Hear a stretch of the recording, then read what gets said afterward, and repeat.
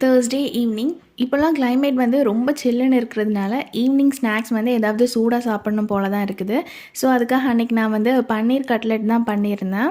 ஆக்சுவலா இந்த ரெசிபி வந்து ஆல்ரெடி ஒரு ஷார்ட்ஸ் வீடியோல நான் அப்லோட் பண்ணியிருக்கேன். வேணும் அப்படின்னு நினைக்கிறவங்களுக்கு சேனல் நேம்க்கு கீழே நான் லிங்க் குடுத்துக்கிறேன். வேணும்னா செக் பண்ணி பாருங்க. நல்ல சூடா டீ கூட பன்னீர் கட்லெட் வச்சு அந்த டைம் வந்து போயிருச்சு.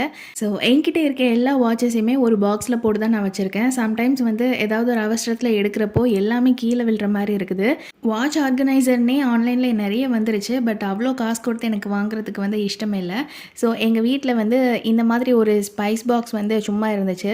அதில் ஒவ்வொரு வாட்சஸாக எடுத்து நான் ஆர்கனைஸ் பண்ணி வச்சுக்கிட்டேன். பார்க்குறதுக்கு வந்து நீட்டாகவும் இருந்துச்சு அண்ட் ரொம்ப ஸ்பேஸ் சேவிங்காகவும் இருந்துச்சு. ஸோ, அதனால் நான் இதை வந்து யூஸ் பண்ணிக்கிட்டேன். இது வந்து ஒரு சின்ன ஐடியா. யோசிக்காமல் ஒரு திங்ஸில் இன்வெஸ்ட் பண்ணுறதுக்கு பதிலாக நம்மக்கிட்ட என்ன இருக்கோ அதை நம்ம எந்த மாதிரி யூஸ் பண்ணிக்கலாம் அப்படின்னு நினச்சாலே இங்கே நிறைய அமௌண்ட் வந்து சேவ் பண்ணலாம். இந்த ஐடியா பிடிச்சதுன்னா மறக்காமல் லைக் பண்ணிக்கோங்க.